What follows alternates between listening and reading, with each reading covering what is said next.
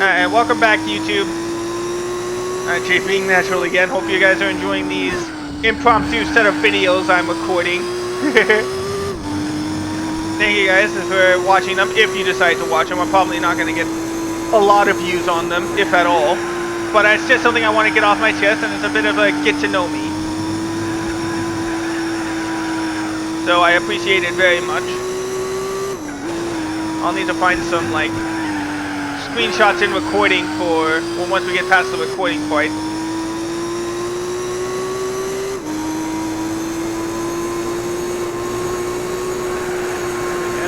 Alright, so let's see. What else can I talk about this next part?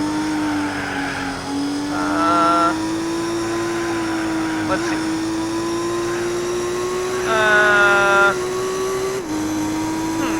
Dang, I already don't know what I want to talk about. We're running out of content, and I still got half a race to go.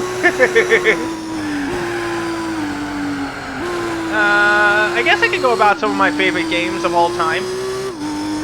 The best way for me to do it would be like console by console. Now the NES, I only remember like playing one game for it, and that would be Mike Tyson's Punch-Out, which is a nice fun game, nice boxing game. Of course, I never got past the early stages since I was like 10 playing those games. But it was still fun. The music was enjoyable. I know a lot of people would of course say like Super Mario Brothers, any of the Super Mario Brothers games, that should be number one. No, for me it was Punch-Out. And I think you should know why by now. Let's see. Next up would be the Super Nintendo. Again, I don't remember much games I had for that, except for one unique game, and that was like a Power Rangers racing game of all things. I don't know why, but that just sticks out in my mind. As a Super Nintendo game I enjoyed playing as a kid. It was based on the Zeo Power Rangers, if I remember right. Because again, racing game, hello, I have to take a look at it. Now the games I definitely started remembering more of would be like the PlayStation. One of the first games I got, as I mentioned, was Gran Turismo. But another game I remember getting was Destruction Derby 2 for the, what am I saying for the, I'm saying PlayStation 1. Hello! But yeah. I'm a 10-year-old boy. I did have some arcane interest in smashing cars together. So Destruction Derby 2 was the perfect game. I never got the original, and when I played it on the PlayStation Classic, I now realize, thank goodness I didn't play. I don't remember. I decided to get 2 instead of 1. That was such a great experience smashing cars together. But then I got a lot more games, of course. Like, what else? Spyro the Dragon, of course, but I only remember getting, like, I never got the original Spyro the Dragon. I rented 2, and I played all of 3. That's why I can get through Spyro 3 pretty easily. Same with Crash Bandicoot. Never played 1, rented 2, I believe, and then just played all of 3.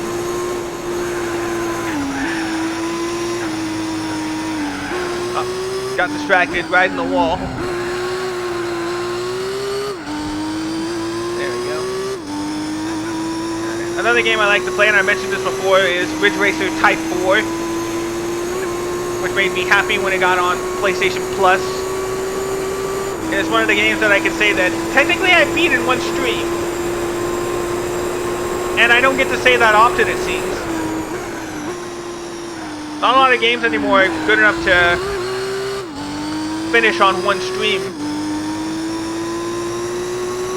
Let's see, there was that Einhander game, which is my first Square Enix game. People would think Square Enix, oh, Final Fantasy VII. Oh, you gotta play Final Fantasy. You gotta play Final Fantasy. I didn't. I didn't play Final Fantasy games until Final Fantasy 15. It took me Final Fantasy 15 on the PlayStation 4. I technically have it on Steam, so if I wanted to, I could play it again, but again, my computer can't run it.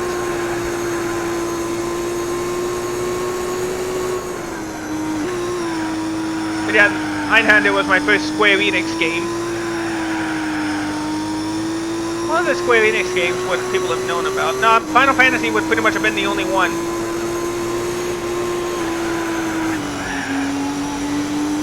But no, I played Einhander instead, because it was a rail shooter, and I had some interest in it. It had a blue ship. And me wearing blue ship, you could kind of put the dots together. It was like it was meant to be.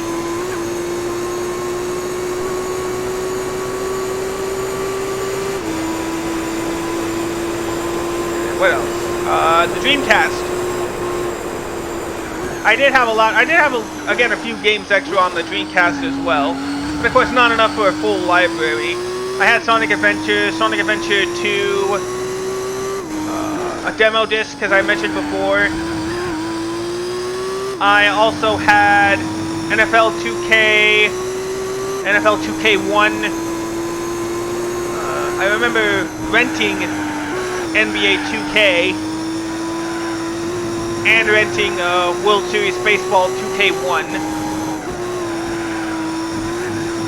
But unfortunately, I don't remember much. Like, those classic games people mentioned to me that, again, you gotta try. Skies of Arcadia? No. Power Cell? No. Soul Calibur? No. Dang! I don't tend to play the games that everybody has played. I mean, with certain exceptions, of course. My mind seemed to went to these, with the exception of a few series, that tend to go to like underrated games or sports games. I don't know why my mind goes to them or why I pick them out the best. But that's what I did. That's what I went towards.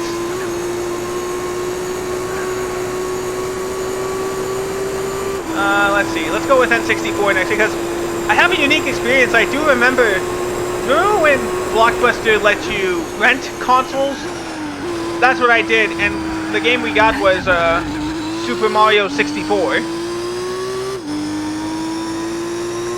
That was an experience, renting a console. That was new to me. I remember playing it at my grandparents' house.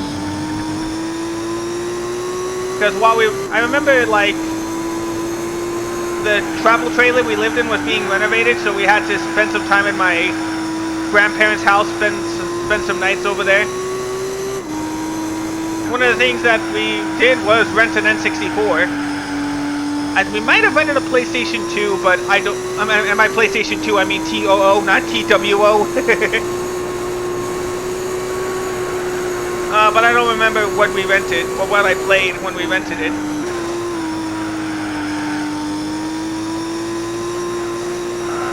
Let's see, what else is there? The N64 I remember Diddy Kong Racing. That was a fun experience for me, and Mario Kart 64. Those were good experiences for me.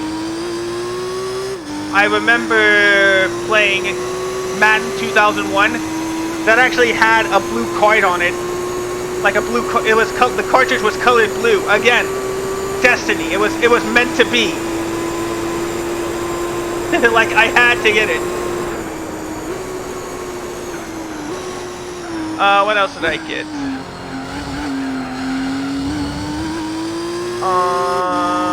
What else did the N64? Oh yeah, Jeopardy and Wheel of Fortune. You saw me play those like way back when.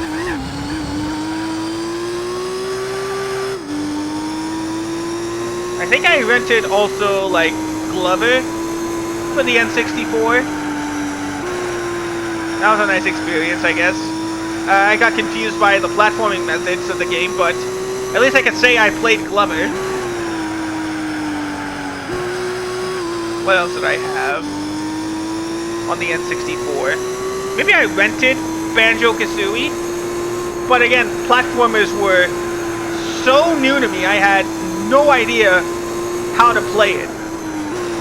It wasn't driving around in circles or throwing a football or passing a puck. Because speaking of that, I did have NBA Live 99 and NHL 99 and NASCAR 99. All for the Nintendo 64.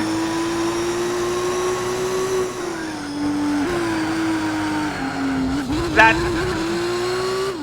again, sports and racing games, that's my niche. That's my specialty. And like, that's why I'm one of those people, like, if you mention anything sports related, especially sports video games, you're done. Unless you can get me to be quiet or someone else gets me to be quiet, I'm not gonna shut up about sports or sports video games, especially during that era of the late 90s, early 2000s. That's just how my brain works. You see it on my channel, like, what N64 games I've also played too. Mickey's Speedway, Mickey's Racing USA, 1080 Snowboarding, GT64, which is not related to the Gran Turismo series, so that's kind of a confusing thing. That Rugrats treasure hunt game, or scavenger hunt game, that party game from Rugrats. Oh yeah, that reminds me, I did have Mario Party 1, 2, and 4. 1 and 2 for the N64.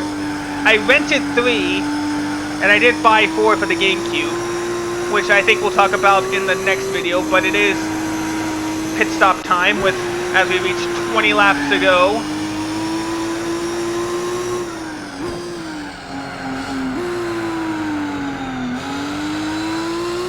There we go. Alright, so we'll push it in. I'll see you on the next video when we'll talk more about, I guess, retro consoles and the games I enjoyed on them. See you then.